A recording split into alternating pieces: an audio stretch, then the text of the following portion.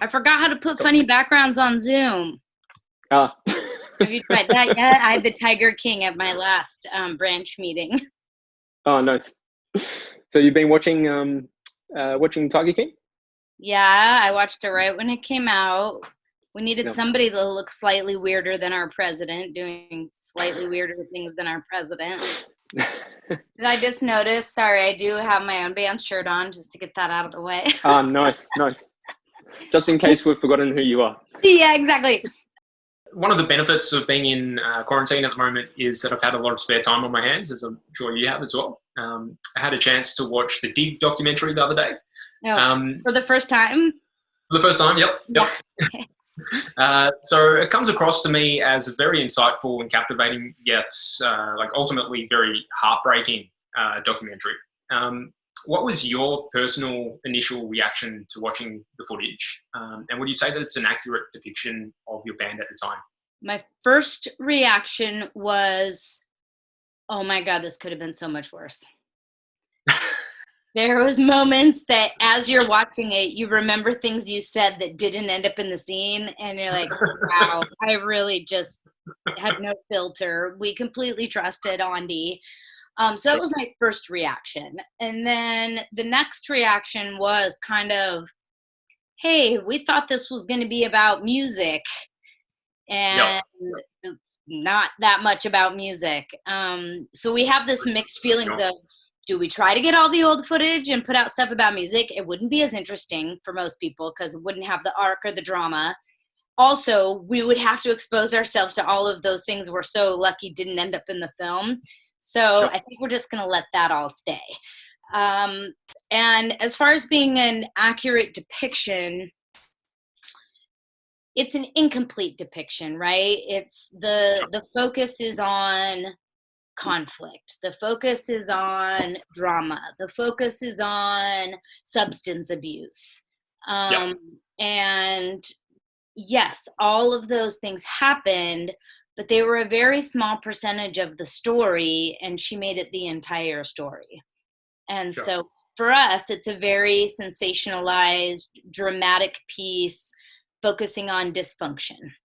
And if anybody that really knows my band, we're all relatively functional people, especially when compared to most artists. We don't miss shows, we don't miss interviews, we don't miss rehearsals, we do our job.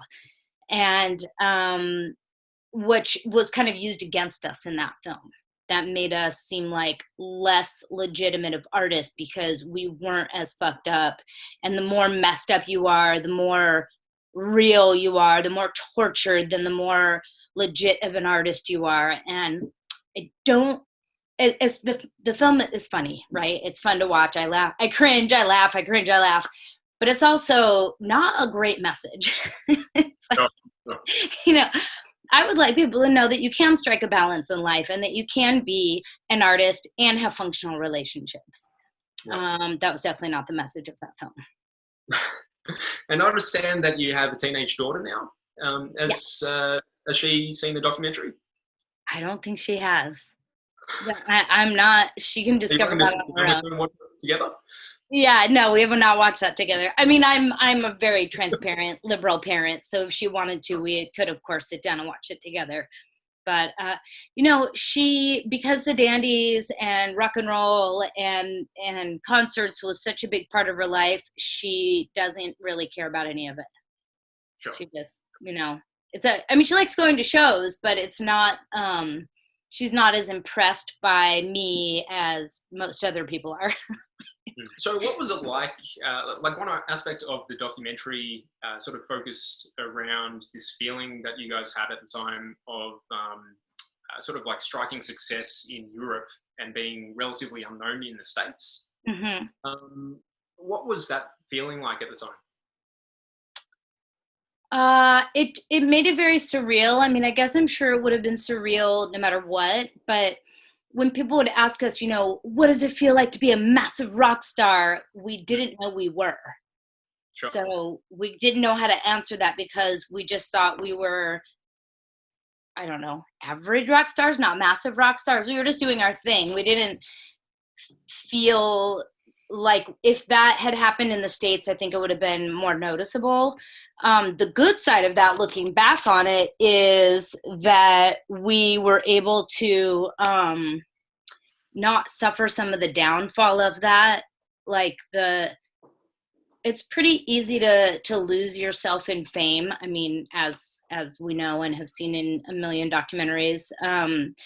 And because we didn't get massive in the States, we didn't lose our sense of self and our sense of humanity and decency and how to be a good person. And I mean, we got close. We got pretty wrapped up in ourselves for a minute, and then it sort of peaked and tapered off, and we came out of it fairly undamaged, which I'm grateful for.